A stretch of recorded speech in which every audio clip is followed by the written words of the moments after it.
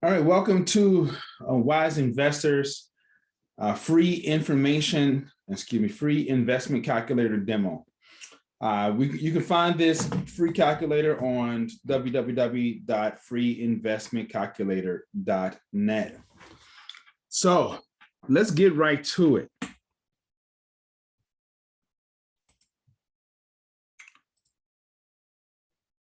This particular calculator, I believe, is super awesome, and I'm going to show you why. So we have two different calculators in here. One is a drip and one is manual. I'm going to utilize a drip one first and then explain that, and then manual.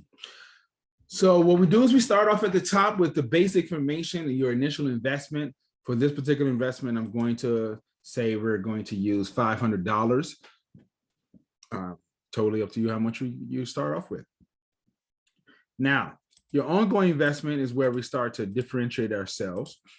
You have the $200 a month a year, $200 a month, which will be maybe out of your check or something like that.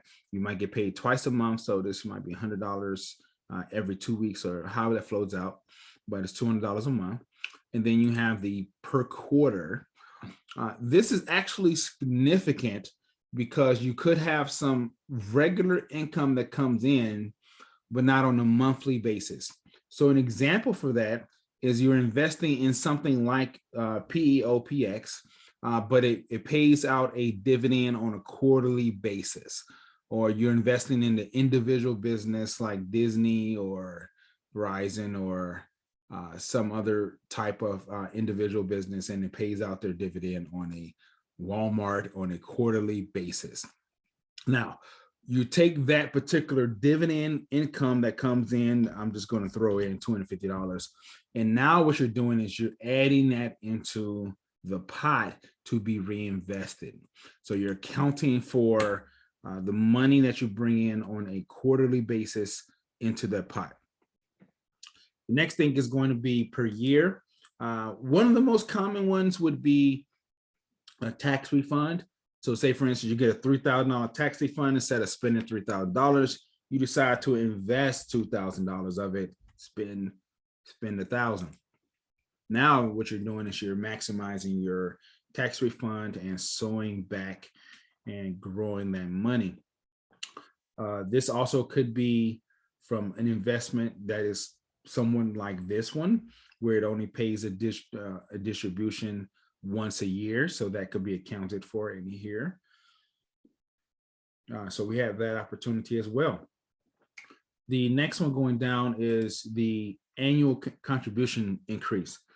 So if you are blessed at work and you receive a 1% annual increase, a raise, or 2%, or 3%, whatever that looks like, then that is going to, you can account for that in your actual planning process. Okay, so just that top portion over there up top allows for your choices. You get to see how your choices impact your future. Excuse me. Now let's get down to the actual investment option. Now I have in here BNY Mellon S&P 500 Index Fund, and the investment training video will go into how to actually analyze that.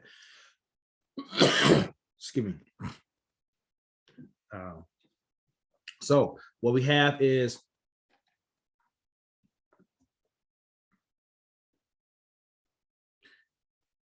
what we do is we utilize the lowest previous annual market value growth. And for example, in our investment list, we have the one that I actually do the training on, and we look at it from a 1, 5, 10 year, and since it was incepted perspective.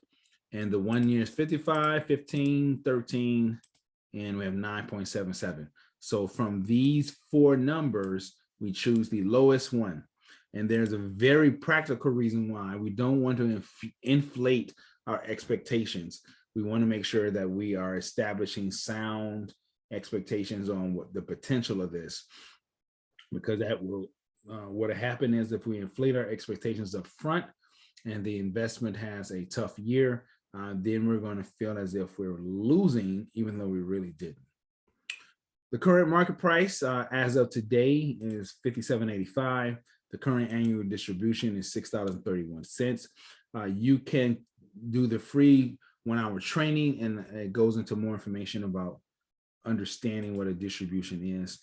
An expense ratio is exactly how it sounds, how much it costs to do business with this investment. And the distribution yield, and then the 10-year average distribution growth. I give you this number here with the in the actual spreadsheet. If you add in your own, then you have to do the calculations for yourself there. Now, the annual distribution yield is somewhat confusing to a lot, so I'll try to explain it, and hopefully it clears it up. Basically, if I paid $57 for this investment, for each share that I buy, they're going to give me $6.31. So $6.31 is 10.91% of this. So basically it's free money. I invest this and they give me this free money. Okay. This is tell you how much of it is coming back to you. This percentage is a beautiful percentage and also a dangerous one, because people chase it, these high yields, and it can really turn sour on you really fast, because the yield is strictly dependent upon what the price of it is. The price of it, if it has a bad year, the price goes down, then the yield could be the yield can be exaggerated.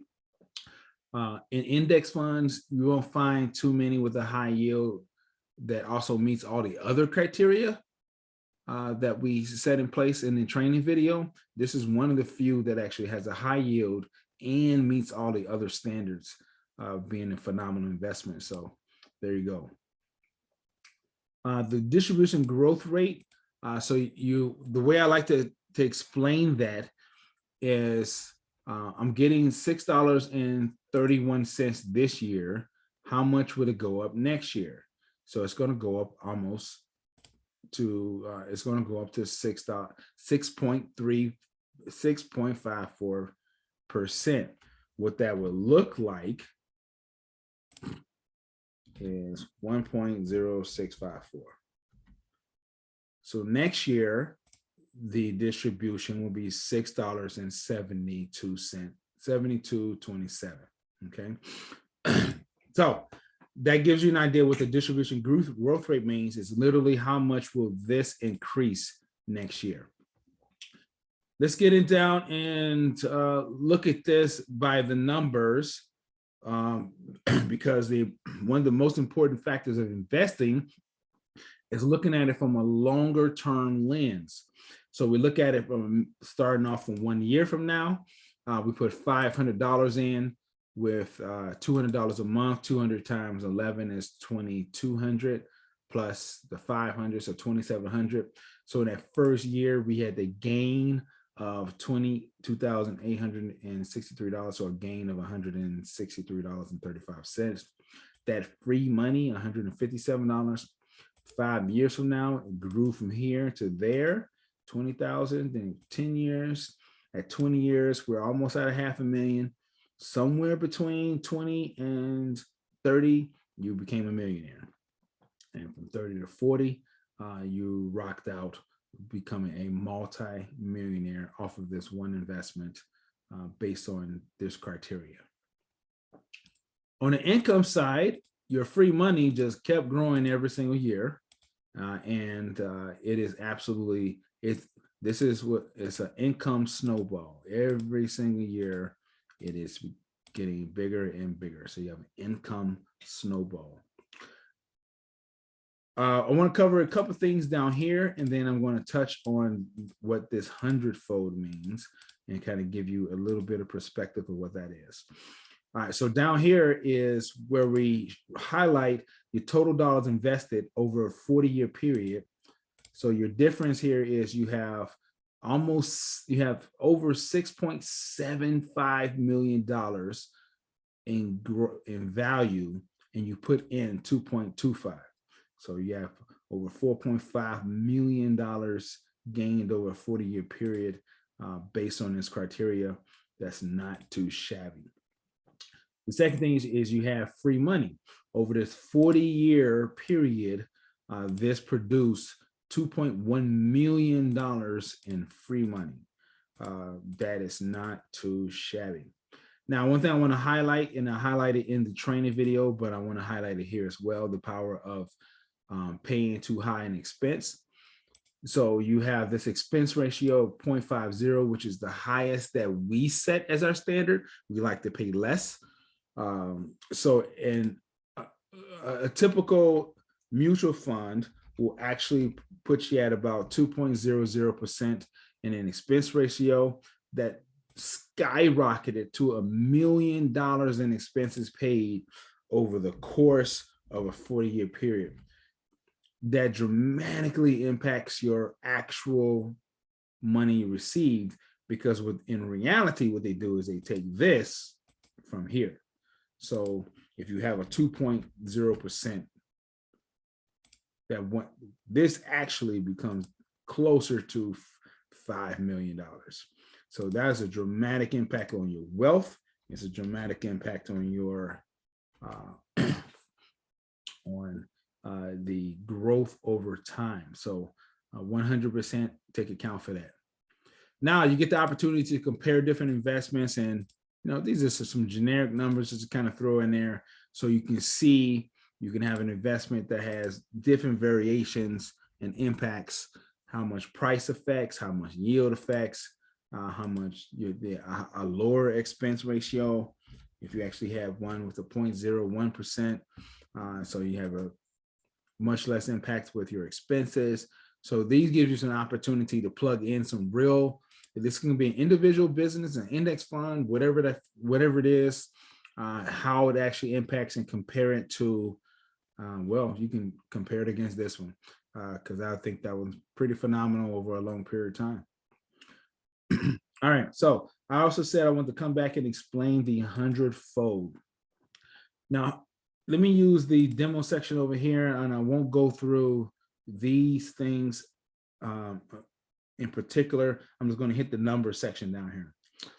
100-fold in math is when an investment doubles 7.565 times.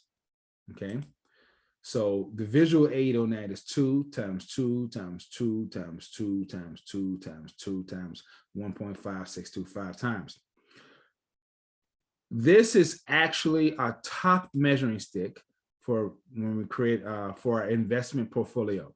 Okay, so what we're looking for when we're measuring this from a 100-fold perspective is whether or not on the growth side, and if you're looking for income, if you want to measure on the income side, well, on the income side, whether it crosses that threshold. This is a very quick summary of 100. It multiplies 7.5625 times in 40 years or less. So this one does it several times over. One-time investment, several times over. Income, several times over. This particular generic one didn't quite there. This one didn't quite get there. The income did it. The income did it. So this is a real 30-second analysis of boom, over 40-year period, bang, bang, bang, bang. This is better. Than real easy. So that's what we do as a measuring stick. The bottom line is 30-fold. Okay, middle is 60-fold. So let's go back into our little demonstration over here. So a 60-fold investment is 11.07% annual growth rate. Of 100-fold investment in 40 years is 12.54%. And then a 30-fold investment is 9.13%. So what you'll find is all of our investments that we have on our investment opportunity sheet have a minimum of 9.13%. And then what you'll also find is they also, since were accepted, in the 10-year, the 5-year, and the 1-year, all are above 12.54%. So, but I go into more detail about that in the training video. But I want to just quickly show you how we do an analysis on which one is best from a 100-fold perspective. You just use a one-time investment and see how it flushes out. So this is a visual aid on your 100-fold comparison. You got 2,000 return here. You got 264, 285. This is a combination of the two. This is a combination of the two, and you have a combination of two. So between growth and income, you have a 2,000-fold return, 264 and 257. So once again, another perspective when you combine both and how that impacts. This one is just an overall comparison of the overall impact over a 40-year period. Is a large disparity between the two, between these three, I should say. So that's why you actually have such a big gap there. My generic examples just are not keeping up. And here is a visual aid on your income over time and the impact associated with that. So there you go.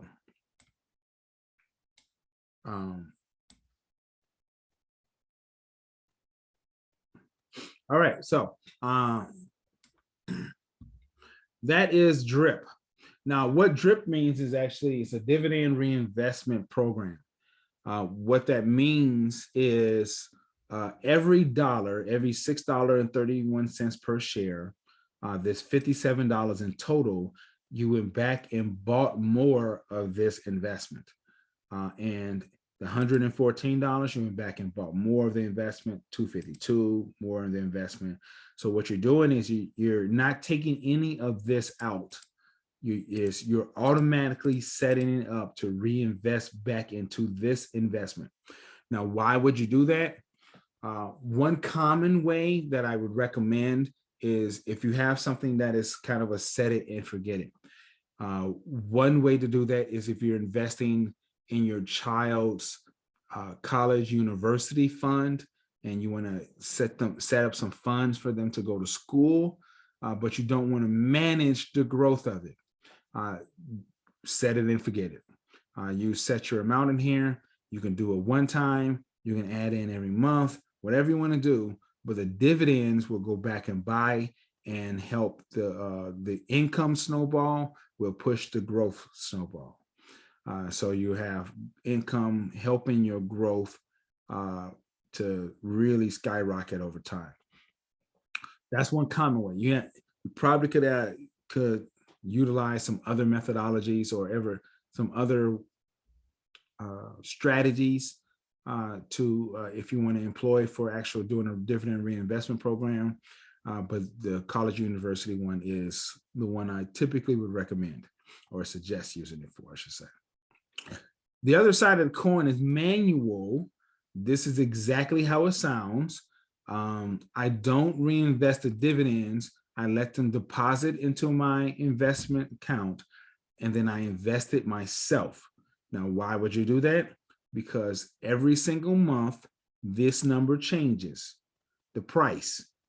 And every single month, that's going to change the yield and that's going to change. And then that also changes this. So every single month you invest, your data changes. So when your data changes, you might have 3 wonderful investments, but this one might be less wonderful next month than this one, just as an example. Okay, so you might have 3 wonderful investments that are always in the top 3, but every single month they might switch between which one is slightly better than the other. Okay, so I highly recommend doing manual for the vast majority of your investing because you're going to maximize your growth over time because the price of your investment impacts your yield. It also impacts how many stocks you can buy.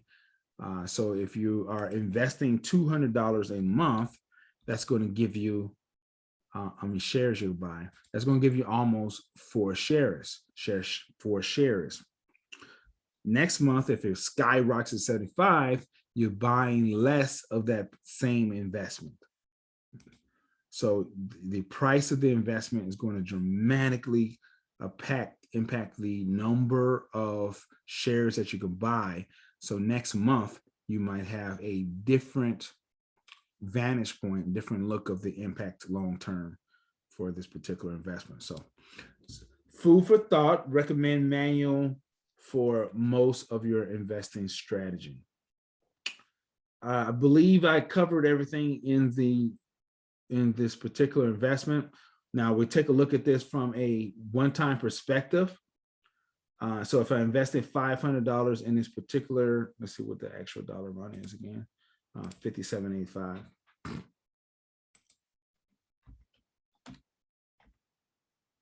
So if I look at this from that perspective, this one-time investment, it doesn't quite hit over a 40-year period the 100-fold, is because it's measuring off of that. So this is that. Okay, so whatever you put here is going to be reflected down here. So off of a one-time investment, off a manual reinvesting of your dividends, you're choosing two things in this evaluation. Which one is slightly more important to you? The growth or the ability to bring home more money and to reinvest in combination with whatever that you're going to be adding to it. So that's a personal decision that you'll have to make on a month-to-month basis. All right, so I hope you had, hope this helps. I hope you can see the value, and it's free, so it has an extreme value. And once again, you can find it at www.freeinvestmentcalculator.net. Okay, well, be blessed, and I will talk to you soon.